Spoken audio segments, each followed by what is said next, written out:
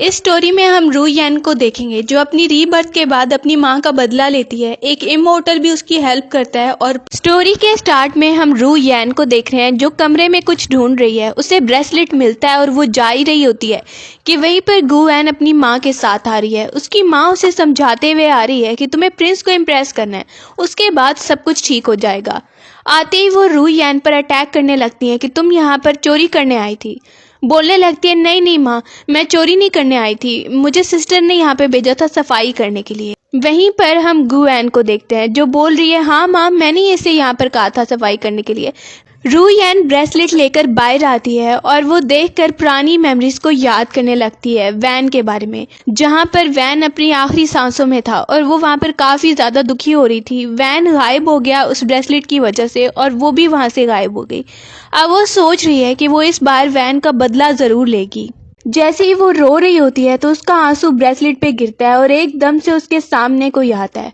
वो देखती है ये कौन है, तो वो बता रहा है कि मैं एक इमोर्टल हूँ और तुम्हारे आंसू की वजह से मैं जाग गया हूँ, अब तुम मेरी मास्टर हो। वो वहाँ पर अपनी पावर से उसे बिल्कुल चेंज कर देता है और रू यन बहुत ज़्यादा खुश हो रही है।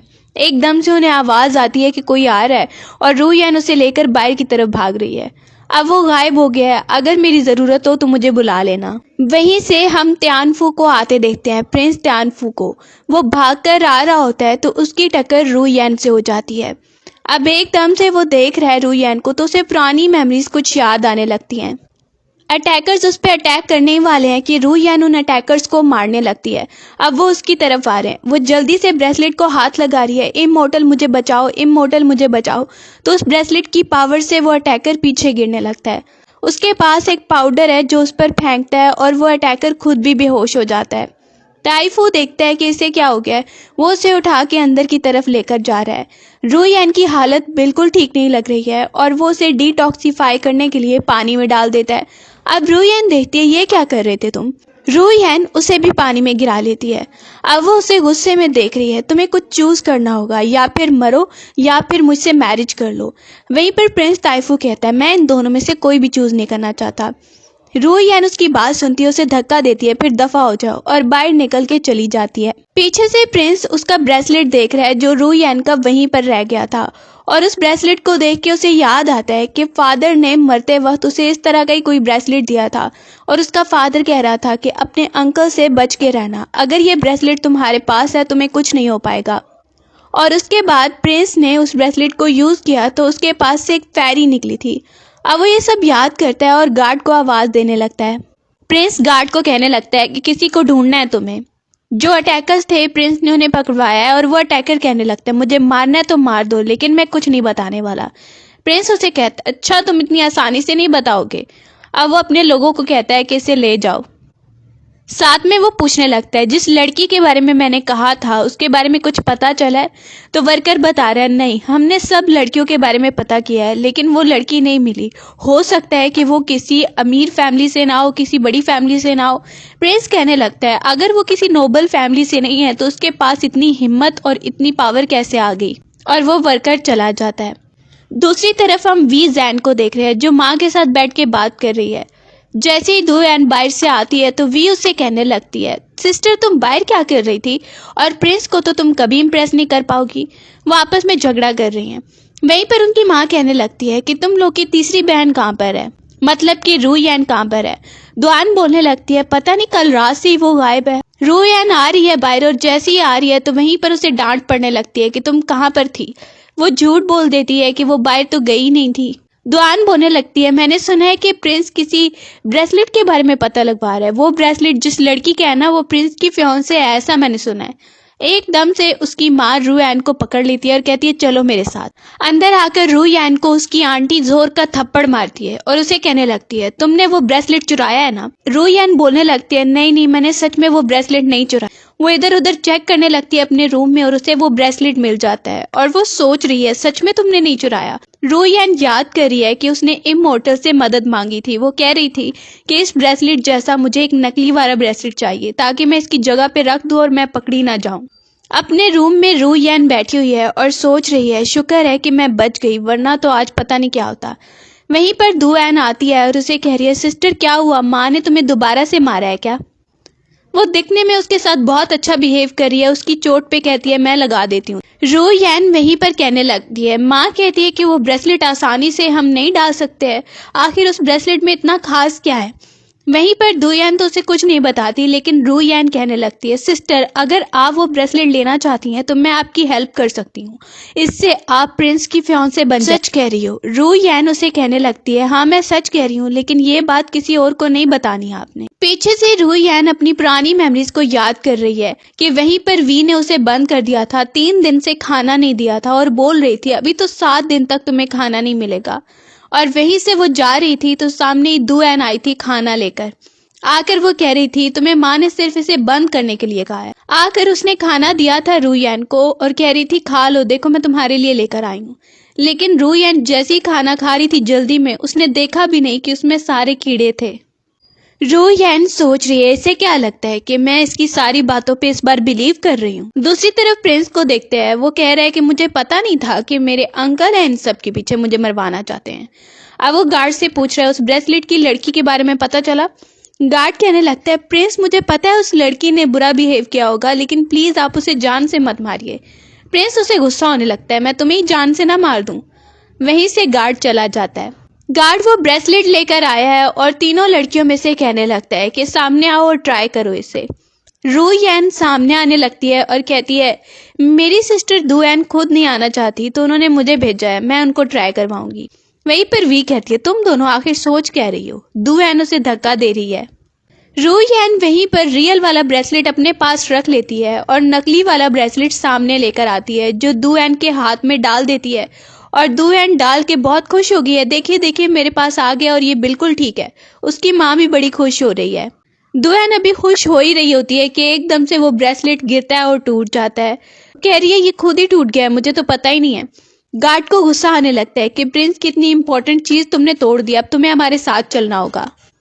वहीं पर वो इसे ले जाना ही चाहते हैं कि फादर आ जाता है। अब वो जैसे ही आता है, फादर जैसे ही आता है आके बोलने लगता है कि तुम लोग प्रिंस की तरफ से आए हो ना, मेरी बेटी अभी छोटी है, उस बेचारी से गलती हो गई है। वो आकर बोलने लगता है मेरी बात मानिए, एक बार इसकी पिक्चर ले जाइए और प्रिंस को दिखाइए। अगर ये लड़की हुई प्रिंस ढूंढ रहे हैं तो फिर तो कोई मसला नहीं है, लेकिन अगर ये लड़की नहीं है, ये मेरी बेटी नहीं है जिसे प्रिंस ढूंढ रहे हैं, तो फिर मैं इस ब्रेसलेट के पूरे पूरे पैसे दे दूंगा। गार्ड सोचने लगता है प्रिंस का मेन मकसद तो उस लड़की को ढूंढना है ना, चलो इसकी बात मान लेता हूँ। अब वो वहीं पर उसकी बात मान लेता है और ठीक है बोल देता है। प्रिंस की तरफ वापस आता है और उसे बताने लगता है कि ब्रेसलेट टूट गया। तो प्रिंस को बहुत ज्यादा गुस्सा आ रहा है। गार्ड कहने लगता है और मैं उस लड़की का पोर्ट्रेट लेकर आया हूँ, आप ये देख लीजिए कि ये वही लड़की है जिसे आप ढूंढ रहे थे। प्रिंस जैसी पिक्चर देखता है तो उसे गुस्सा आने लगता है, ये वो लड़की बिल्कुल भी नहीं है, ये तो बिल्कुल भी उसकी तरह नहीं दिखती। गार्ड वहीं पर कहता है ठीक है, और प्रिंस कहने लगता है मैं तुम्हें अब थोड़ा सा टाइम दे रहा हूँ वो लड़की ढूंढने के लिए। दूसरी तरफ हम देखते हैं तीनों वहां पे खड़ी हुई हैं और वी कहने लगती है मुझे तो लगता है ना कि रू यान ने कुछ किया है, इसने ही सिस्टर को ब्रेसलेट पहनाया था और वो टूट गया। अब उसकी आंटी जल्दी से आ रही है और कह रही है तुमने ही कुछ किया होगा ना, बताओ तुमने क्या किया है। रू यान फादर की तरफ देखकर कह रही है मैंने सच में नहीं किया। अब उसका फादर जैसे ही उसके फेस की तरफ देखता है तो उसे बचपन की मेमोरीज रू यान की याद आने लगती है और अपनी वाइफ उसे याद आने लगती है। अब एकदम से आंटी उसे थप्पड़ मारने लगी है तो रू यान का फादर उसे रोक लेता है और कहने लगता है बस कर दो तुम। उसे डांट के खड़ा कर देता है और तीनों को कहने लगता है तुम लोग अब बाहर नहीं जाओगी, यहाँ पर ही रहोगी। दूसरी तरफ दू यान को देख रहे हैं जो कह रही है माँ मुझे माफ कर दो, मुझे तो रू यान पर भरोसा नहीं करना चाहिए था कि वो मेरे लिए ब्रेसलेट लेकर आए। वी कह रही है तुम कितनी पागल हो। उनकी माँ हंसने लगती है जोर जोर से और वी के कान में कुछ आइडिया बता रही है। वी वहीं पर कहने लगती है माँ आप चिंता मत करो, मैं आपका काम कर दूंगी। द्वान कहती है मैं क्या करूँ अब उस ब्रेसलेट के बारे में। वी कहती है कोई रास्ता नहीं है तुम्हारे पास सिस्टर। अब वो दोनों को डांटती है। वहीं पर वो कहने लगती है अब तुम्हारे पास यही है, जो मैं बोलूंगी वो तुम्हें करना। आंट लू जाती है और रू यान को बंद कर देती है। उसे कह रही है तुम्हारी यही सजा है, अब तुम यहाँ पर बंद रहोगी। रू यान बहुत दुखी है और अपनी बचपन की मेमोरीज को याद कर रही है। जब उसकी माँ की आखिरी सांसें चल रही थी तो वो माँ के साथ थी, माँ प्लीज मुझे छोड़कर मत जाओ। और उसकी माँ उसे कह रही थी मैं तुम्हारी अच्छी माँ नहीं हूँ ना बिल्कुल। थोड़ी देर बाद उसने देखा कि आग जल रही है। अपनी माँ को वो बचाने की कोशिश कर रही है लेकिन किसी ने नहीं उसकी हेल्प की। अब वो काफी ज्यादा दुखी हो रही है, सैड हो रही है। एन बहुत ज्यादा दुखी हो रही होती है कि वो सामने इमोर्टल को देखती है और कुछ याद कर रही है। उसके हाथ में ब्रेसलेट है। इमोर्टल बाहर आ जाता है और उसे कहता है प्लीज दुखी मत हो, मैं तुम्हारी हेल्प कर सकता हूँ। रूयन उसे थैंक यू बोल रही है, बस मुझे स्टेप बाय स्टेप चलना है, लेकिन मुझे इस बात की बहुत ज्यादा खुशी है कि तुम मेरे साथ हो और मेरी हेल्प कर रहे हो। अब इमोर्टल उसे कहता है मैं हमेशा ही तुम्हारे साथ रहूंगा और तुम्हारी हेल्प करूंगा। ये सुन के वो बहुत ज्यादा खुश है। दूसरी तरफ वी को देखते हैं जो कह रही है सिस्टर दुआन बताओ ना कि तुमने क्या बात की थी रूयन के साथ। वो कहती है कुछ नहीं। तो वो उस पर अटैक शुरू कर देती है, जोर से अटैक करना शुरू कर देती है। दुआन कहती है तुम ये क्या कर रही हो। वी कहने लगती है मैं आपकी साइड पे हूं ना सिस्टर। दुआन उसे कह रही है तुम मेरी सिस्टर हो इसलिए मैं तुम्हारे लिए कभी बुरा नहीं सोचू। अब अगले दिन हम देखते हैं तीनों वहां पर आ रही हैं और सब लोग उन्हें देख रहे हैं, उनके बारे में बात कर रहे हैं और सब लोग रूयन के बारे में बात कर रहे हैं। देखो इसके फेस पे कैसा निशान बना हुआ है। दुआन रूयन को देखते और कहने लगती है सॉरी सॉरी मुझे याद नहीं रहा, तुम्हें ड्रेस देना। क्यों ना मैं तुम्हें ड्रेस दे दूं, तुम चेंज कर लो जाकर।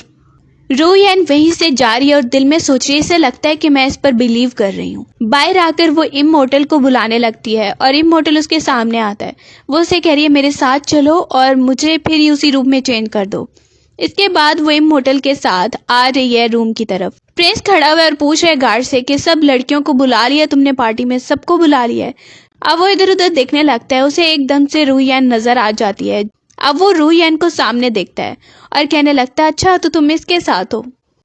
रूयन उसे देखने लगती है और सोच रही है प्रिंस ऐसे बात कर रहा है कहीं ऐसा तो नहीं जेलिस हो रहा है और सच में मुझे लाइक करने लग गया है। वो कहती है इमोर्टल को तुम जाओ यहाँ से। इमोर्टल कहता है ठीक है मास्टर, फिर मुझे बुला लेना।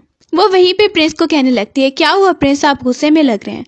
प्रिंस उसे बात के लिए अलग जगह पर बुलाता है। अब वो जैसे उसे लेकर जा रहा है सामने एक लड़का रूयन को देखता है और कहने लगता है आओ आओ अंदर आओ।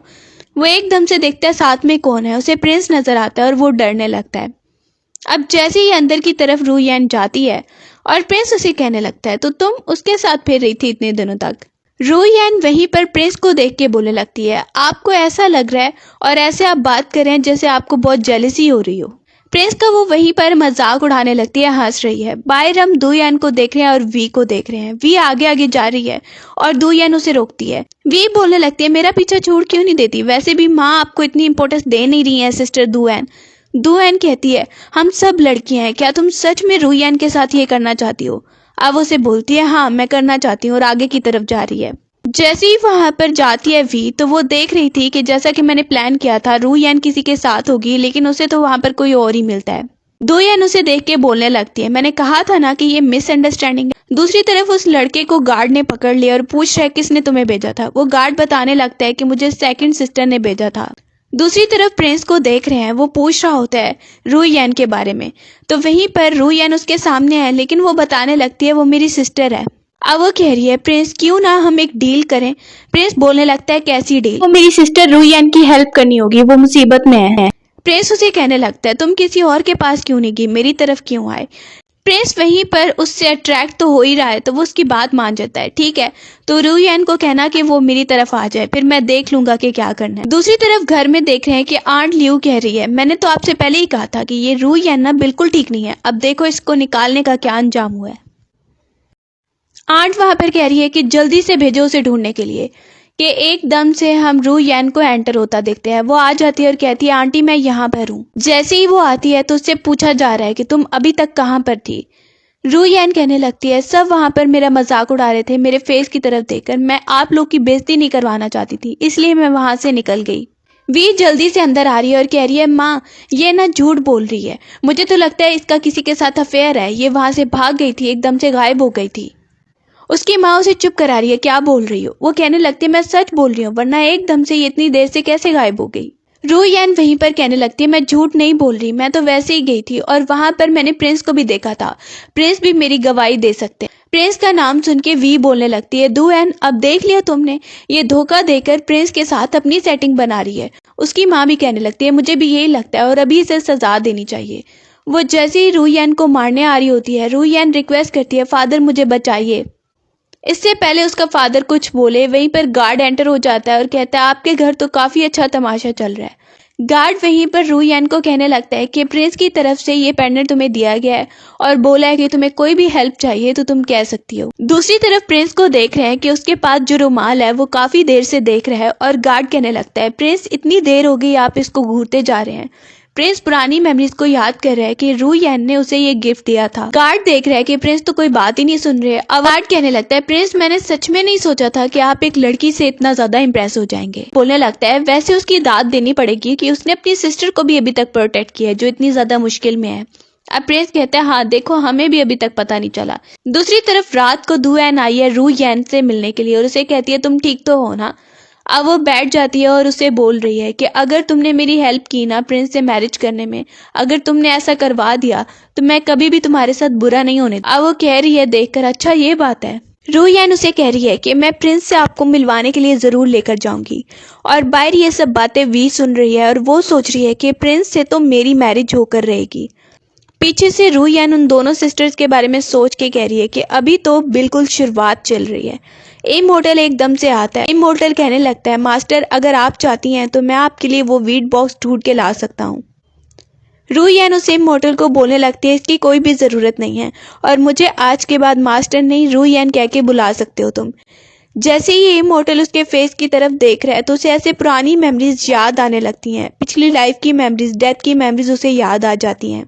असल में ये वही इमोर्टल था जो उस वक्त रू यान को बोल रहा था कि मैं हमेशा तुम्हारे साथ ही रहूंगा। सुबह एक जगह पे हम रू यान को खड़ा देखते हैं। जैसे ही वो प्रिंस को आता देखती है प्रिंस आप यहाँ पर क्या कर रहे हैं। प्रिंस बोलने लगता है मुझे तुमसे ज़रूरी बात करनी है, तुम क्या प्रिंसेस बनोगी। अब वो वहीं पर कहने लगती है प्रिंस ये मजाक का टाइम नहीं है। और उसे प्रिंस बोल रहा है मैं बिल्कुल भी मजाक नहीं कर रहा हूँ। रू यान उसे कहती है मेरी सिस्टर किसी और जगह पे है। प्रिंस वहीं पर कहता है ठीक है तुम उससे मिलकर आओ और फिर मैं यहाँ पर ही बैठता हूँ तुम्हारा वेट करता हूँ। रू यान कंफ्यूज हो गई है कि अब क्या करूँ। वहीं पर प्रिंस को बुलाने के लिए कोई आ जाता है और उसे जाना पड़ता है। असल में रू यान ने प्रिंस को ये बता रखा है कि उसकी एक हमशक्ल सिस्टर है जो बहुत मुसीबत में है और उसे बचाना है। अब वो दू एन के साथ आती है, दोनों आ रही हैं। दू एन प्रिंस को देख के उसे हेलो बोलने लगती है और रू यान को जैसे ही वो देखता है और वो बता रही है मेरा नाम है रू यान। प्रिंस उसे देखता है ये बिल्कुल उसकी हमशक्ल सिस्टर लग रही है लेकिन इसके फेस पे निशान है। दूसरी तरफ पुरानी मेमोरीज में दिखाया जा रहा है कि रू यान को दू एन ये बता के आई है कि ये एक मेडिसिन है जो प्रिंस को तुम्हें देनी है, मेरी हेल्प करो प्लीज। वैसे तो मैं भी ये तरीका यूज नहीं करना चाहती लेकिन करना पड़ेगा। वहीं पर रू यान उसे डाल के देती है वाइन। प्रिंस वहां पर देखता है ये क्या। वाइन पीते ही उसे चक्कर आ रहे हैं। वाइन पीते ही प्रिंस को चक्कर आ रहे हैं इससे पहले कि दू एन उसके पीछे जाए। वहीं पर वी आ जाती है और कह रही है सिस्टर तुम यहाँ पर क्या कर रही हो, यहाँ पर किसके साथ आई थी। रू यान तो बाहर जा रही थी लेकिन एकदम से इमोर्टल सामने आ जाता है और वो कहती है क्या हुआ तुम्हारी एनर्जी ऐसे क्यों लग रही है। इमोर्टल कहता है पता नहीं क्या हुआ मेरे साथ। सामने वो कहता है वो प्रिंस यहाँ पर ही आ रहा है। रू यान जल्दी से चुपने लगती है इमोर्टल को लेके। रू यान इमोर्टल को कहने लगती है कि तुम जल्दी से मुझे शैन में तब्दील कर सकते हो क्या। वो उसे चेंज कर देता है और वो जल्दी से आकर प्रिंस को सरप्राइज दे रही है। इमोर्टल को देख के थोड़ा अच्छा नहीं लग रहा है और रू यान दूर से उसे इशारा करती है यहाँ से चले जाओ। दूसरी तरफ दू एन प्रिंस को ढूंढते हुए आ रही है और गुस्सा हो रही है कि अगर वी ना आती ना तो अभी तक मेरा प्लान हो जाता। और प्रिंस उसे कहने लगता है तुम्हें पता है तुम्हारी बहन ने अभी अभी मुझे ड्रग्स दी हैं। शैन उसे बोलने लगती है मेरी बहन ने ऐसे ही कोई मेडिसिन दी हो कि वो ड्रग नहीं होगा। रू यान वहीं पर प्रिंस के सामने से जा रही है और कहती है दोबारा मिलेंगे। घर आकर वी अपनी बहन से लड़ने लगती है कि तुमने मुझे उस वक्त क्यों नहीं बताया कि वो प्रिंस है, तुम उस लड़की के साथ मिल गई हो ना रू यान के साथ। अब वहीं पर उसकी माँ उससे पूछ रही है और बोलने लगती है माँ इसने मेरा सारा प्लान खराब कर दिया वरना प्रिंस की मुझसे मैरिज हो जाती। उसकी माँ उसे बहुत ज्यादा गुस्सा हो रही है। वी वहीं पर कह रही है माँ आप मुझ पर भरोसा रखिए मैं ये करूंगी। वहीं पर वो कहने लगती है तुम दोनों ना अब और कोई गड़बड़ मत करना, एक बैंक्वेट है उसे अटेंड करना है, अगर कुछ किया तो फिर देखना कि क्या होगा। उसके बारे में रू यान भी सुन लेती है। अब वो जाने लगती है तो सामने उसके वी आ गई है। रू यान उसे बोलती है मुझे तुमसे कोई बात नहीं करनी, मेरे सामने से हट जाओ। वो एकदम से अपनी हेयर पिन निकाल लेती है और उसे कहने लगती है कि तुम जो मुझे धमकी दे रही हो ना इससे पहले मैं तुम्हें बता दूं कि कैसे तुमने मेरी माँ का वीट बॉक्स ले लिया था। पुरानी मेमोरीज में दिखाया जा रहा है कि वी कह रही थी रू यान को कि चलो एक गेम खेलते हैं, अगर तुम हार गई तो तुम्हें मुझे कुछ देना पड़ेगा। जानबूझ के उसे तंग कर रही थी। वी उसका ये वाला एटीट्यूड देख के बहुत ही ज्यादा डर जाती है और बॉक्स लेकर आती है और उसे दे देती है। उसे यकीन नहीं हो रहा कि रू यैन है ये। रू यैन बॉक्स लेकर आ जाती है और उसे ओपन नहीं हो पा रहा है तो वो इमोर्टल को बुलाती है, क्या तुम मेरी हेल्प कर सकते हो बॉक्स ओपन करने में। इमोर्टल एक चुटकी बजाता है और वो बॉक्स खुल जाता है। अब रू यैन वहीं पर देख रही है, उसे सबसे पहले अपनी माँ की पिक्चर नजर आती है। वो देख रही है कि उसकी माँ बिल्कुल उसकी तरह दिखती थी और कितनी ब्यूटीफुल थी। इसके बाद उसे और लेटर्स मिलने लगते हैं जिसे देखकर वो काफी इमोशनल होकर सोच रही है, इसका मतलब आंट ल्यू थी जिसने ये सब कुछ किया था। वो मेरी माँ को टॉनिक की बजाय जहर दे रही थी। अब वो कहने लगती है, इमोर्टल क्या तुम मेरी माँ और मेरा फेस एक जैसा कर सकते हो, बिल्कुल उनकी तरह मुझे बना सकते हो। अब वहीं पर इमोर्टल कहने लगता है, तुम्हारी माँ और तुम्हारी शक्ल बिल्कुल सेम है तो मैं बिल्कुल तुम्हें उस जैसा तब्दील कर सकता। अब वो वहां से मिरर में देख रही है। जैसे ही रू यैन बाहर आई है तो सामने उसे प्रिंस नजर आता है जो बैठ के ड्रिंक कर रहा है। अब वो इमोर्टल को दोबारा से बुलाती है कि प्रिंस के सामने अभी मुझे शैन की तरह ही लगना है। इमोर्टल कहता है, कोई बात नहीं, अभी तक तुम शैन की तरह ही दिखोगी। अब वो सामने आती है और प्रिंस को कहती है, प्रिंस आप यहाँ पर। प्रिंस उसे देख के बोलने लगता है कि तुम काफी ज्यादा अच्छी दिख रही हो। रू यैन उसे कहती है, प्रिंस आपको मेरी हेल्प करनी होगी एक चीज में। वहीं से प्रिंस आता है सबके सामने और एक आदमी उसे देख के सोच रहा है ये यहाँ पे क्या कर रहा है, और बोलने लगता है, प्रिंस आप यहाँ पर, आपने बताया भी नहीं। प्रिंस कहता है, मैंने सोचा कि सब बोर हो रहे होंगे इसलिए यहाँ पर आ गया। वो म्यूजिक बजाने लगता है और सामने रू यैन उस पर डांस परफॉर्मेंस देने लगी है, लेकिन उसके सामने एक स्पेल लाया गया है। इमोर्टल ने एक स्पेल उसके सामने रखा है जिसकी वजह से रू यैन के फादर को ऐसे दिख रहा है जैसे उसकी वाइफ सामने आ गई हो, क्योंकि रू यैन सिर्फ अपनी माँ की तरह दिखती है उसे। अब वो वहां से उठता है और जाने लगता है। रू यैन भी वहां से जा रही है और प्रिंस कहता है हम चलते हैं। वापस आकर वो बता रहा है और आंट ल्यू कहने लगती है, बिल्कुल ऐसा नहीं है, तुम अपनी आधी प्रॉपर्टी रू यैन के नाम नहीं कर सकते हो। वहीं पर वो चिल्लाने लगती है और बोलने लगती है, अच्छा तो तुम्हें अभी अपनी वाइफ याद आ रही है, अगर तुम्हें इतनी याद आ रही है तो तुमने मेरे साथ चीटिंग क्यों की थी जब वो जिंदा थी। तो वो चिल्लाने लगती है, वैसे भी मैं भी तुम्हें कोई इतना लाइक नहीं कर रही हूँ, मैं भी मजबूर थी तुमसे मैरिज करने के लिए। एकदम से उसे थप्पड़ पड़ जाता है। अब वो नीचे बैठ गई है और सोचने लगती है, एक बार मेरी बेटी की शादी प्रिंस से हो जाने दो, फिर देखो मैं क्या करती हूँ। अभी वो वी को बुलाती है और उसे बता रही है कि प्रिंस अपने दोस्त के साथ कहीं पे जाने वाला है। अब ये बातें वहीं पे दुआन भी सुन लेती है। वो खड़ी थी, जल्दी से बाहर आती है और रू यैन को बताने लगती है, प्लीज तुम मेरी हेल्प करो ना। रू यैन को वहीं पर गार्ड खबर देने आता है कि प्रिंस ने कल तुम्हें बुलाया है। वो वहां पे कहती है ठीक है। अब दू एन कहने लगती है, तुम मेरी हेल्प कर रही हो ना। रू यैन कहती है, हम सिस्टर्स हैं, जरूर मैं तुम्हारी हेल्प करना चाह रही हूँ। वापस रूम में आती है और कह रही है, मैं जरूर जाना चाहती हूँ। इमोर्टल उसे मना कर रहा है और बोलने लगता है वहां पर खतरा होने वाला है। अब वो उसे बता रहा है कि मुझे लगता है कि प्रिंस पर अटैकर्स आने वाले हैं अटैक करने के लिए, तुम वहां पर मत जाओ। वहीं पर ये सुन के रू यैन कह रही है, इसका मतलब ये मौका अच्छा है वहां पर जाने का। अगले दिन हम देखते हैं कि प्रिंस खड़ा हुआ है सामने और जैसे ही सबसे पहले आती है दुआन और उससे हेलो बोलने लगती है। वी दुआन को धक्का देके सामने आती है और प्रिंस को कहने लगती है, पहले मैंने आपको पहचाना नहीं था, अब मुझे पता चल गया आप प्रिंस हैं। गार्ड वहीं पर कहने लगता है, रू यैन आपको प्रिंस अंदर बुला रहे हैं। अब रू यैन अंदर की तरफ चली जाती है। अंदर हम देखते हैं कि प्रिंस आराम से खड़ा हुआ है, वहां पे ड्रिंक कर रहा है। रू यैन को देखते हैं, वो इमोर्टल को बोलने लगती है कि मुझे जल्दी से शैन में चेंज कर दो। इमोर्टल उसे रोक देता है और कहता है, ये मुझ पे छोड़ दो, आगे मत जाओ। इमोर्टल देखता है कि अटैक होने वाला था प्रिंस पे और रू यैन जानबूझ के सामने आ गया है प्रिंस को इम्प्रेस करने के लिए, खुद पे चोट ले लेती है। अब प्रिंस बहुत घबरा गया है और रू यैन को देखता है कि वो बहुत ज्यादा तकलीफ में है। वो देख रही है, प्रिंस मैंने आपको बचाने की कोशिश की है। प्रिंस उससे बहुत इम्प्रेस हो रहा है कि इसने मेरे लिए अपनी जान खतरे में डाल। वो जल्दी से गार्ड को कहता है, अभी तक डॉक्टर नहीं आया। गार्ड बता रहा है, मैं फिर से बताता हूँ। वहीं पर वो उसे बोलने लगता है कि मैं तुम्हें पानी पिलाता हूँ। पानी पड़ा नहीं होता तो प्रिंस कहता है, मैं पानी लेकर आता हूँ। पीछे से इमोर्टल को देखते हैं, वो वहां पर आकर रू यैन को ठीक करने लगता है अपनी पावर से, लेकिन एकदम से उसे पुरानी मेमोरीज अपनी पिछली लाइफ की याद आने लगती और वो आखिरी सांसें ले रहा था। अब उसे याद आ जाता है, इसका मतलब ड्रीम में मैं जिस लड़की को देख रहा हूँ वो और कोई नहीं बल्कि रू यैन है, जिसे मैं आज तक ढूंढ रहा था। अब उसकी तबीयत अपनी भी खराब हो रही है। रू यैन उसे देखती है, तुम्हारी पावर स्टेबल नहीं है, जल्दी से तुम ब्रेसलेट में चले जाओ।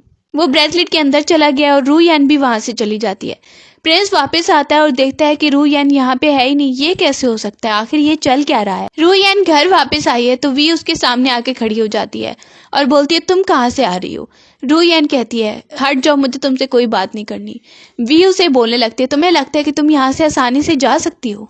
वी वहीं पर कहने लगती है पकड़ लो इसको और ले जाओ इसे। अब वो वहीं से उसे काफी ज्यादा टॉर्चर करती है और कहती है अब मैं तुम्हें अच्छा सबक सिखाती हूँ। शेन रूयन वहीं पर है कि इमोर्टल आता है उसे बचाने के लिए, रस्सी उसकी खोल देता है और देख रहा है वो बहुत ज्यादा मुसीबत में है। दूसरी तरफ प्रिंस ढूंढता ढूंढता शेन को वहां पे आ जाता है उसके घर में और कहने लगता है कि शेन रूयन कहाँ पर है, अभी बताओ मुझे।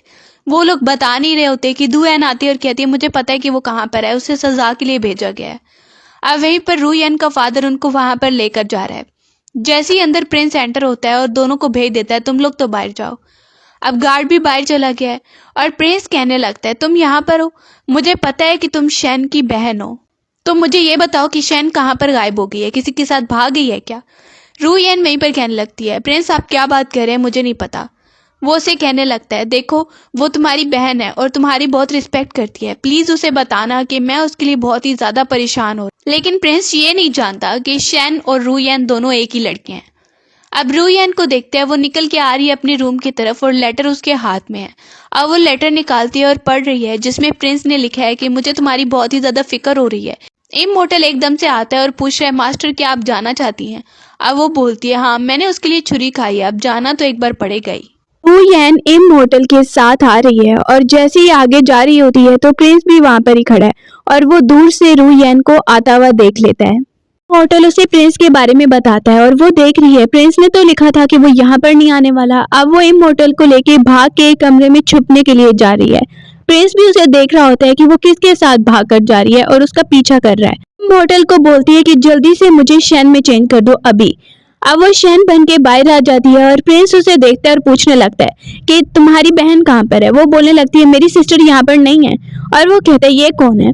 अब वो इमोर्टल को रोक लेती है और प्रिंस को कह रही है मेरी सिस्टर का मुझे नहीं पता, आप मुझसे क्यों पूछ रहे हैं, और वहीं से लेकर जा रही है उसे। प्रिंस उसे धमकी देता है अभी मुझे बताओ, डांटता भी है लेकिन वो चली जाती है। इमोर्टल को साथ लेकर वहीं से चली जाती है। अब जैसे ही प्रिंस रूम में बैठा हुआ है तो वो वहीं पर रूयन बन के उसके सामने आ जाती है और प्रिंस कह रहा है तुम आ गई। वो बोलती है मैंने सुना है कि तुमने मेरी बहन को डांटा है और उसे धमकी दे रहे थे। प्रिंस कहता है मेरे साथ चलो, एक सरप्राइज है। वो उसे एक जगह पे लेकर आता है जहाँ पर हम वी को देख रहे हैं।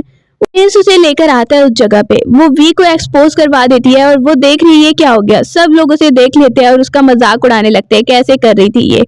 प्रिंस उसे कहता है तुम्हें मेरा सरप्राइज अच्छा लगा ना, चलो अब तुम्हें भी मुझे कुछ देना है। साइड पर उसे लेकर आया उससे बात करने के लिए, लेकिन वो देखता है कि उससे रूयन बिल्कुल भी इम्प्रेस नहीं है। अब वो बोलने लगता है मुझे सच बताओ आखिर तुम ये कर रही थी, ये सब नाटक था या फिर सच था। मुझे तो अब ये लग रहा है कि तुम ये सब मुझे अप्रोच कर रही थी अपने मकसद के लिए, अपना बदला लेने के लिए, अपनी माँ का बदला लेने के लिए। मुझे सच बताओ क्या यही बात है। और मैं पागल था, मैं समझ रहा था कि तुम मुझे लाइक कर रही हो इसलिए ये सब कर रही हो। अब रूयन भी काफी दुखी होने लगती है और वो वहां पर कह रहा है तुम शुरू से ही मुझसे झूठ बोल रही थी। रूयन कहती है माँ का बदला लेना मेरे लिए सबसे ज्यादा इम्पोर्टेंट था। प्रिंस वहीं पर देख रहा है तो वो उसे हटा देती है और बोलने लगती है ये सब कुछ। प्रिंस कहता है इसका मतलब मैं सब जो समझ रहा था वो खुद ही समझ रहा था। प्रिंस उसे बोलने लगता है जो मेरी जगह तुमने चाकू खाया था वो भी सिर्फ एक झूठ ही था। बोलने लगती है मुझे ये मौका चाहिए था। प्रिंस काफी दुखी हो जाता है और कहने लगता है कि मैं खुद से यही समझ रहा था कि तुम मुझे लाइक करी हो, अपनी जान देने के लिए तैयार हो, और ये सब सिर्फ एक झूठ था, ये सारी स्टार्ट से ही तुम्हारी प्लानिंग थी। अब वो वहां पर ही कहती है मैं भी मजबूर हूँ, मुझे अपनी माँ का बदला लेना है इसीलिए मुझे ये सब करना पड़ा। तो उसे कहता है मैं एक आखिरी बार तुम्हारी हेल्प कर सकता हूँ। अब वो उसे कह के गई है कि एक बैंक्वेट तुम्हें अरेंज करवाना होगा। वहीं से जा रही है और प्रिंस काफी ज्यादा दुखी होने लगता है। अब वो बाहर आती है इमोर्टल के साथ और उसे बता रही है थैंक यू सो मच, अभी तक तुमने मेरी बहुत ज्यादा हेल्प की है लेकिन अब जो मैं करने वाली हूँ ना वो मुझे अकेले ही करने दो। इमोर्टल कहने लगता है ठीक है आप जाना चाहती हैं तो अकेले जाइए। उसके जाने के बाद वो दिल में सोच रहा है कि उसके पास जो पावर बची है वो रूयन को ठीक करने के लिए यूज करेगा। बाकी को हम देखते हैं वी को और दुएन को, वो दोनों बैठ के बात कर रही है। दुएन उसे कह रही है देखो ज्यादा परेशान मत हो, सब कुछ ठीक हो जाएगा। सामने रूयन आती है तो वी देखकर हैरान हो गई है, उसके फेस पे जो निशान था वो खत्म हो गया है और ये बात खुद उसे भी नहीं पता थी। वो बोलने लगती है तुम्हारे फेस पे निशान कैसे खत्म हो गया। अब वो सोच रही है जरूर इमोर्टल ने किया होगा। दुएन कहती है तुम कहाँ पर गई थी। रूयन बताने लगती है मैं अपना ट्रीटमेंट करवाने गई थी और लगता है ये ठीक हो गया, और उसके बाद वो अपने कमरे में चली जाती है। हम दोनों को कह रही है मुझे सोने जाना है। अपने रूम में आकर वो अपना फेस देख रही है, हैरान हो गई है कि जरूर ये इमोर्टल ने किया होगा। एकदम से धुआं आती है और आती है उस पर अटैक करना शुरू कर देती है। तुम्हें क्या लगता है कि तुम इस ब्यूटीफुल फेस से प्रिंस को इम्प्रेस कर लोगी? रूयन उसे कहती है अब तुम नाटक नहीं करी अच्छी सिस्टर बनने का। एन बोलने लगती है तुम्हें ये लगता है कि इस ब्यूटीफुल फेस से तुम सब कुछ जीत लोगी, तो ऐसा बिल्कुल नहीं होने वाला है। रूयन उसे कहती है चली जाओ अब यहाँ से, मुझे पहले ही पता था कि तुम मेरे साथ सिंसियर नहीं हो। दूसरी तरफ प्रिंस ने अपने अंकल को पकड़ लिया है जो हमेशा ही उसे मारने की कोशिश करता था। अब उसे पकड़वाने के बाद वो सोच रहा है रूयन ने उसे धोखा दिया, उसे कब से यूज कर रही थी। कहता है लेकिन आपको देख के लग रहा है कि आप अभी भी रूयन को लाइक करते हैं। प्रिंस कहता है लाइक तो करता हूँ, लेकिन मुझे लगता है हमारे बीच अब कुछ भी पॉसिबल नहीं होने वाला है। इसीलिए वो दुखी होकर वहीं पर ड्रिंक कर रहा है और गार्ड को कहता है पता लगवाओ उसकी फैमिली के बारे में। अब बैंक्वेट जैसे कि अरेंज करवाना था उसने रूयन से वादा किया था। सामने ही हम दुएन को देखते हैं, सब उसकी तारीफ कर रहे हैं कि तुम बहुत ज्यादा अच्छी से तैयारी करके आई हो। वो अपने फ्लावर्स एक जगह पे रखती है और दूसरी जगह जा रही है वहां से रखने के बाद, और उसके ऊपर एक कपड़ा भी करवा के गई है। पीछे से रूयन आती है और उसके फ्लावर्स में एक नकली फ्लावर रख देती है ताकि सबके सामने उसकी इंसर्ट हो जाए। अब सब लड़कियां वहां पर खड़ी हुई हैं और कहती हैं दुएन तुम अपने फ्लावर्स दिखाओ ना। उसके फूल आते हैं तो एक नकली फूल उसमें निकल आता है और सब कहने लगते हैं ऐसी लड़की यहाँ पर क्यों आई है, और देखो प्रिंस के सामने नकली फ्लावर लेकर आ गई है। दुएन कहती है ऐसा कुछ नहीं है। अब प्रिंस वहीं पर दूर से रूयन को देखता है जाते हुए, तो वो उसके पीछे जा रहा है। जबकि दुएन प्रिंस को कह रही थी मेरी हेल्प कीजिए नकली फ्लावर नहीं है, लेकिन वो उसे इग्नोर कर देता है। रूयन जा ही रही होती है कि प्रिंस आ जाता है, आकर पूछ रहा है तुम्हारी बहन रूयन कहाँ है। वो बोलने लगती है रूयन ने आपसे रिलेशनशिप खत्म कर दिया ना, अब आप उसके पीछे क्यों आ रहे हैं, और वहां से चली जा रही है। इसके बाद वो इमोर्टल को देखती है जो सामने आकर कह रहा है आपको कोई हेल्प चाहिए। वो उसे देख के कह रही है कि तुम्हारी तबीयत मुझे बिल्कुल ठीक नहीं लग रही। इमोर्टल कहता है मैं सब कुछ ठीक कर लूंगा और फिर से ब्रेसलेट में चला जाता है। वो एन छुप कर वहीं पर दरख्त के पीछे खड़ी थी जो उसे बेहोश करके लेकर जा रही है। दूसरी तरफ गार्ड्स को देखते हैं, एक कह रहा है प्लीज आगे जाकर प्रिंस को कुछ मत बताओ। प्रिंस कहता है क्या हुआ, तुम लोग क्या बात कर रहे हो, इधर आओ। गार्ड सामने आता है और बताने लगता है मुझे पता चला है कि जैसे कि रूयन मिस आपको बता रही थी कि उनकी कोई बहन है जो कि हम शक्ल है, ऐसा कुछ भी नहीं है, मुझे पता चला है। अब प्रिंस कहता है इसका मतलब उसकी ऐसी कोई बहन नहीं है, और मुझे जो वो लड़की नजर आती थी जिसके फेस पे निशान था क्या वो दोनों एक ही हैं। रूयन को वहीं पर बहुत ज्यादा वो मार रही हैं सब मिलकर और कहने लगती है यही सजा है तुम्हारी। रूयन कहती है जो कुछ करना कर लो, लेकिन तुम सबको तो मैं अंजाम तक पहुंचा के ही रहूंगी। वो आंटी जैसी उसे मारने लगती है। वो कहती है तुम्हें पता है कि तुम्हारे खिलाफ सबूत मेरे हाथ में है, मेरी माँ का बॉक्स मेरे पास है। अब वो कहती है अच्छा तुम्हें पता चल गया तुम्हारी माँ को मैंने मारा है। वो कहती है तुम्हारी अपनी बेटी ने मुझे वो बॉक्स दिया है। अब वो अपनी बेटी को गुस्सा होने लगती है और वी कहती है माँ मुझे पता नहीं था कि वो बॉक्स इतना इंपॉर्टेंट है, मुझे पता ही नहीं था। आंटी कहती है इसको तो मैं सबक सिखाती हूँ। रूयन वहीं पर जख्मी है कि इमोर्टल आता है उसे देखने के लिए। अब वो कह रही है कोई बात नहीं, लेकिन अभी मैं यहाँ से नहीं जा सकती हूँ, मुझे अभी यहाँ पर ही रुकना है और फादर को वो सबूत दिखाना ही होगा, इन लोगों को एक्सपोज करना है। इमोर्टल कहता है अभी तो तुम्हें बहुत ज्यादा चोट लगी है, चलो मैं कोशिश करता हूँ। वो फिर से अपनी पावर यूज करके उसे ठीक करने की कोशिश करने लगता है। रूयन कह रही है तुम्हारी तबीयत ठीक नहीं है। इमोर्टल बोल रहा है कि मुझे अभी जाना होगा और फिर मैं दोबारा से आऊंगा। वो गायब हो जाता है। वो सब आई हैं वो बॉक्स ढूंढने के लिए रूम में, और जैसे ही फादर आता है रूयन का पूछता है क्या चल रहा है। वो कह रही है कुछ नहीं, हम तो बस ऐसे ही यहाँ पर आए थे। रूयन पीछे से बॉक्स लेकर आती है और कहती है ये ढूंढ रही थी। फादर को दिखाती है ये मेरी माँ की चीजें हैं, ये लेने आई थी। अब सबसे पहले तो उसे पिक्चर नजर आती है, इसके बाद वो दूसरी चीजें देखता है तो उसे सच्चाई का पता चलता है। अब वो आंट ल्यू को जोर से थप्पड़ मारता है कि इसने मरवाया था उसे। वहीं पर उसकी दोनों बेटियां कहने लगती हैं प्लीज प्लीज फादर माँ को कुछ मत कहिए, माँ को कुछ मत कहिए। वो उसे कहता है कि तुमने ये सब कुछ किया, मुझे उम्मीद भी नहीं थी। वो जोर जोर से हंस रही है और रूयन कहती है फादर इस मर्डर को यहाँ पर नहीं रखना है, इसे जेल में डलवा दीजिए। वो देखती है फादर खामोश है और कहने लगती है आपको देख के मुझे बहुत ज्यादा घिन आ रही है। उसका फादर वहीं पर उसे देखने लगता है। दूसरी तरफ प्रिंस को खबर मिल जाती है कि उसने शन को देखा है और वो वहीं पर है घर में। अब वो सबके सामने कहने लगती है फादर अगर आप नहीं कर सकते ना तो इसे मैं खुद जेल में डलवाती हूँ। उसका फादर उसे भी थप्पड़ मार के गिरा देता है और वो देख रही है आपने मुझे थप्पड़ मारा। वहीं पर आंट ल्यू जोर जोर से हंसने लगती है, उसे कोई सजा दे नहीं पा रहा है। जैसे ही वो हंस रही है और कहती है रूयन मैं तुमसे पूछती हूँ कि तब तक प्रिंस आ जाता है, तुम लोग की हिम्मत है। वो सामने ही रूयन को देखता है कि ये बहुत जख्मी है तो उन सब लोगों को गुस्सा होने लगता है और उसे अपने साथ लेकर जा रहा है। रूयन प्रिंस के साथ चली जाती है और वो बेहोश है। डॉक्टर को जब बुलाया गया है, रूयन बहुत जख्मी है, उसे मार पड़ी थी। डॉक्टर बताता है कि इसे चोट बहुत ज्यादा है और कुछ दिनों तक इसे आराम की जरूरत है और चला जा रहा है वहां से। ने एक गार्ड को बुलवाया है और कहा है कि इसकी फैमिली के बारे में पता लगवाकर मुझे अच्छे से बताओ। अंदर हम रूयन को देखते हैं जो अभी तक बेहोश है और प्रिंस काफी दुखी हो रहा है। अब गार्ड वापस आता है और आकर बता रहा है कि उसकी माँ के साथ बिल्कुल अच्छा नहीं हुआ। आंट ल्यू के आने के बाद सब कुछ वो अपने कंट्रोल में ले रही थी और उसके फादर भी उसकी माँ के सामने इतने कोई सिंसियर नहीं थे, इसीलिए उसकी माँ जो है आंट ल्यू के हाथों मर गई। उन्हें जला दिया गया जब रूयन बचपन में थी। अब सब कुछ उसे सच्चाई पता चलती है तो प्रिंस आता है रूयन को देखने के लिए, लेकिन वो रूम के अंदर है ही नहीं। वो बाहर बैठी थी और प्रिंस को आता देख कहने लगती है, मैं रूयन नहीं हूँ, मैं शेन हूँ, मुझे पता नहीं है मेरी बहन कहाँ है। प्रिंस उसे कहने लगता है, तुम्हें ये लगता है कि मैं तुम्हें अब पहचान नहीं पा रहा हूँ? तुम्हारा जब से फेस ठीक हुआ है मैं पहचान पा रहा हूँ कि तुम ही हो रूयन और तुम ही शेन भी हो। तुम दोनों में कोई डिफरेंस नहीं है। वो वहां पर उसे बताता है, तुम्हारी कोई हमशक्ल बहन नहीं है ना? तुम कब से ये भी मुझसे झूठ बोल रही थी? कहती है, प्रिंस आपको पता चल गया? प्रिंस कहता है, तुम्हें पता है कि मैं तुम्हारी हेल्प कर रहा था, मैं तुम्हें आया बचाने के लिए। अब वो वहीं पर कहता है, मैं ये चाहता हूँ कि तुम मुझसे मैरिज करो, तुम्हारी हेल्प कर रहा हूँ। रूयन वहीं पर प्रिंस को ना हाँ कर पाती है और ना कर पाती है और सैड होकर खड़ी है। अब हम देखते हैं अंदर वो देखती है इमोर्टल दोबारा से आया उसे देखने के लिए। जैसे ही प्रिंस फ्रूट्स लेकर आ रहा होता है तो इस इमोर्टल को देख के कहता है, तुम यहाँ पर क्या कर रहे हो, निकलो यहाँ से। कह रहा है कि मैं रूयन से 10 मिनट अकेले में बात करना चाहता हूँ। रूयन प्रिंस को इशारा करती है, कोई बात नहीं, और प्रिंस उसकी बात मानता है, फ्रूट्स रखता है गुस्से में और वहां से चला जाता है। इमोर्टल भी प्रिंस को गुस्से में जाते हुए देख रहा है। रूयन उसे कहती है, तुम बताओ, तुमने मेरा फेस ठीक किया था ना? इमोर्टल उसे कहते हैं, हाँ मैंने ही ठीक किया है। अब वो उसे देखती है, लेकिन तुम्हारी पावर को क्या हुआ? तुम्हारी तबीयत तो ठीक है। एकदम से वो वहां से गायब हो गया है क्योंकि उसकी पावर बहुत ही ज्यादा लो हो गई है।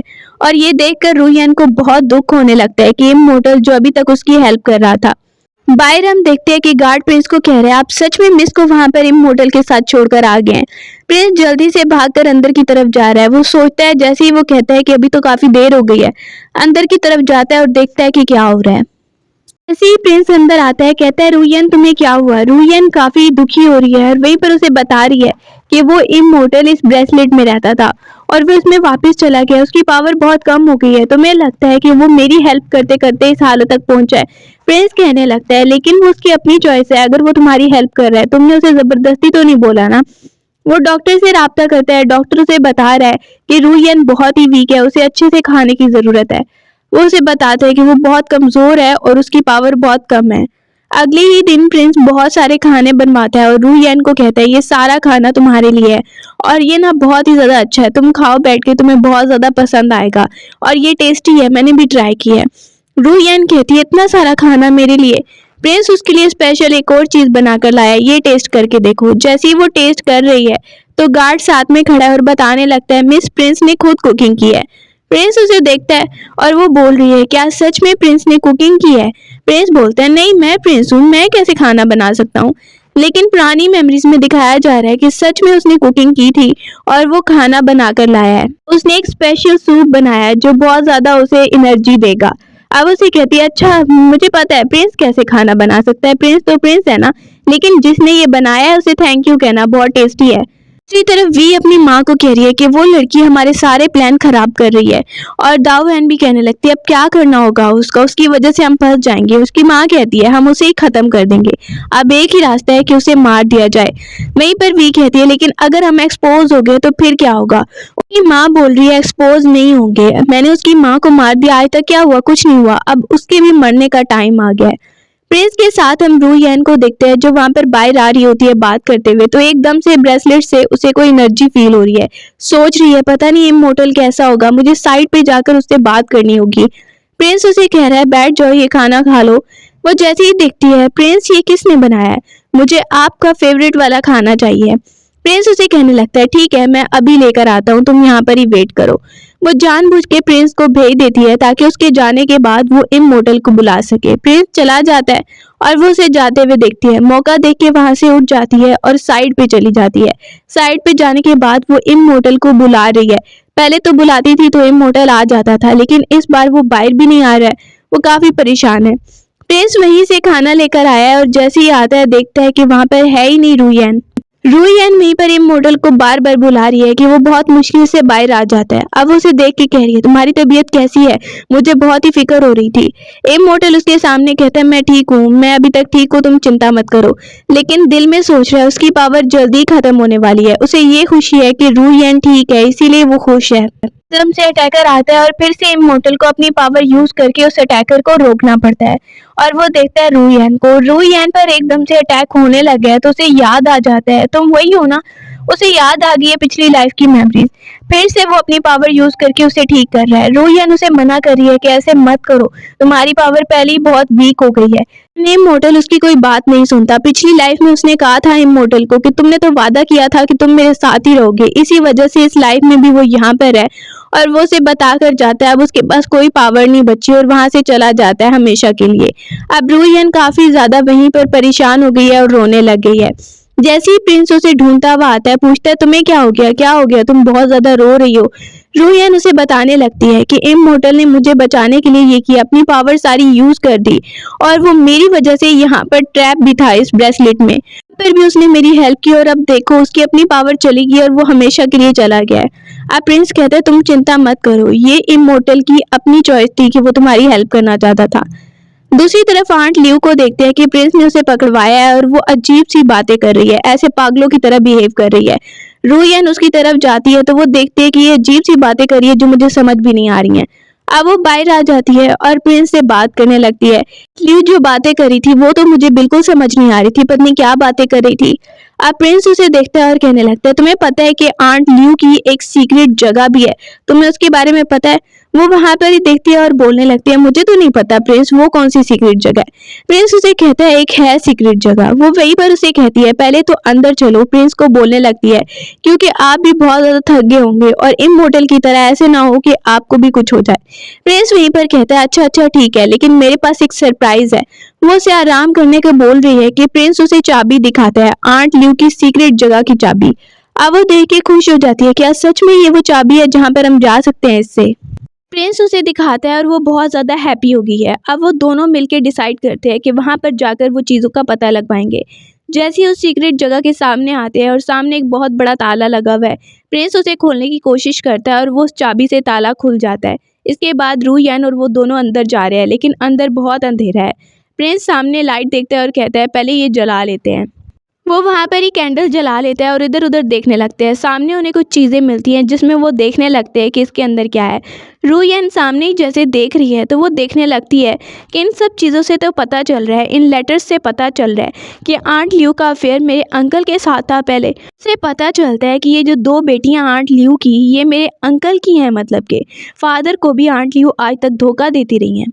दूसरी तरफ द्वान को देख रहे हैं जो फादर को इम्प्रेस करने के लिए खड़ी है और कह रही है फादर आपको पता है कि मैं ना बहुत अच्छे से मार्शल आर्ट्स भी कर लेती हूँ और मैं उस लड़की से ज़्यादा टैलेंटेड हूँ।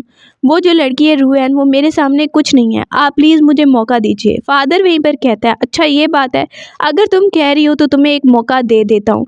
वो खुश हो रहा है। रूयन को देखते हैं, वो खड़ी हुई है रूम में, तो प्रिंस आकर उसे बताता है तुम्हारे फादर एक बैंक्वेट अरेंज करवा रहे हैं। वो कहने लगती है क्या सच में। वहीं पर वो कहता है ये उन्हें एक्सपोज करने का बहुत ज़्यादा अच्छा मौका है। वो वहाँ पर एक प्लान बना लेते हैं। प्रिंस के साथ वो बहुत ही हैप्पी लग रही है। अब रूयन को देखते हैं, वो वहाँ पर ही खड़ी है और वी को कह रही है कि मैं आज बहुत अच्छी परफॉर्मेंस देने वाली हूँ। और वी कहती है देख लेते हैं कि क्या होने वाला है। प्रिंस भी आ गया और रूयन भी वहीं पर आ गया और उन्होंने सब कुछ वहाँ पर अरेंज कर लिया है। प्रिंस उसे बता रहा है कि वो जो पेंटिंग वहाँ पर हमने रखी है ना, वो जैसे ही सबके सामने एक्सपोज होगी तो देखना क्या होगा, और ये सब जब सॉल्व हो जाएगा फिर मैं तुम्हें अपनी क्राउन प्रिंसेस बनाऊंगा। अब हम देख रहे हैं सब मेहमान वहाँ पे आ गए। दुआन वहाँ पे पेंटिंग को एक्सपोज करवाती है तो वो उसकी अपनी माँ की पेंटिंग निकलती है और साथ में अंकल है कोई और। फिर इनका फादर देखता है कि ये सब क्या है।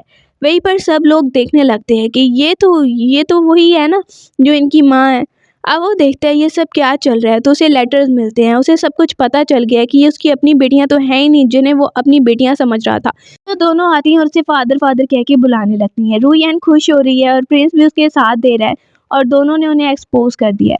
वापस आके वो आंट ल्यू को बोलने लगता है इसका मतलब तुम मुझे धोखा दे रही थी, ये दोनों मेरी बेटियां ही नहीं थी। वो दोनों वहीं पर कहती है फादर प्लीज माँ को कुछ मत कहिए, आप ऐसे नहीं कर सकते। अब इस बार वो उन पर बिल्कुल तरस नहीं खा रहा क्यों बोल रही है? तुम्हें क्या लगता है कि मैं तुम्हें लाइक कर रही थी इसलिए तुमसे मैरिज की? सिर्फ़ और सिर्फ़ मैं जिसे लाइक करती थी वो चला गया इस दुनिया से, उसके बाद मेरा कोई सहारा नहीं था, इसीलिए मैंने ये सब कुछ किया। रू येन वहीं पर आ जाती है और कह रही है, अब आपको पता चल गया कि ये दोनों तो आपका अपना खून भी नहीं थी और मैं आपकी अपनी बेटी थी और आपने कभी भी मेरा अच्छे से साथ नहीं दिया, बल्कि इन दोनों को ज़्यादा प्रायोरिटी देते रहे। उसका फादर वहाँ पर ये आकर दुखी हो रहा है और उसे दे रहा है, ये देखो तुम्हारी माँ की चीज़ें हैं, और वो वहाँ पर देखने लगती है ज्वेलरी को और चीज़ों को। वो कहती है, फादर आपको ज़रा भी याद है? उसका फादर कह रहा है, प्लीज़ मुझे माफ़ कर दो। पुरानी मेमोरीज़ को वो याद दिला रही है कि माँ ज्वेलरी पहन रही थी, आपने उन्हें क्या कहा था कि तुम्हारा अफेयर चल रहा है और मैं बचपन में थी उस वक्त, और आप दोनों कितना ज़्यादा लड़ाई कर रहे थे, भी आप डांट रहे थे। मेरी माँ ने मुझे बचाया और कहा कि मैं ये ज्वेलरी तुम्हें दे देती हूँ, और वहीं से मेरी माँ ने सारी ज्वेलरी उतार कर दे दी थी। और आप क्या कर रहे थे? आप आंट ल्यू के साथ अफेयर चला रहे थे, आप ये सब कर रहे थे मेरी माँ के साथ, और अब आप चाहते हैं कि मैं आपको माफ़ कर दूँ। वो वहाँ पर ही कहती है, कहाँ पर है मेरी माँ? उसका फादर आता है एक बॉक्स लेकर जिस पे उसकी माँ के एशेज़ रखे हुए हैं। अब वो वहाँ पे ही देखती है अपनी माँ के एशेज़, तो बहुत ज़्यादा दुखी होने लगती है और वो बॉक्स देखकर बहुत ज़्यादा रोने लगती है। अपनी मदर को याद कर रही है कि माँ के साथ बहुत ज़्यादा बुरा हुआ, काफ़ी दुखी हो जाती है। उसका फादर वहीं पर खड़ा हुआ है, वो देख के कहती है, आपको लगता है कि इन सब के बाद भी मैं आपको माफ़ कर दूँ? ऐसा बिल्कुल नहीं होने वाला है। अपनी माँ का एशेज़ वाला बॉक्स लेकर चली जाती है और प्रिंस पीछे से उसके फादर को सज़ा देता है कि तुम अपनी पूरी लाइफ अब जेल में ही गुजारोगे। वो दोनों आते हैं और रू येन अपनी माँ की कब्र पे आई है, वहाँ पर वो फ्लावर भी रख रही है और सामने खड़ी होकर कहने लगती है, माँ आपका बदला मैंने ले लिया है, मुझे पता है आप देख रही होंगी सब कुछ और खुश होंगी। प्रिंस वहीं पर देखने लगता है और कहता है, तुमने बहुत अच्छे से अपनी माँ का बदला लिया है, और खड़े होकर कह रहा है, आंटी आप चिंता मत करो, आपकी बेटी का मैं हमेशा ध्यान रखूँगा। इसी के साथ इस स्टोरी की हैप्पी एंडिंग हो जाती है।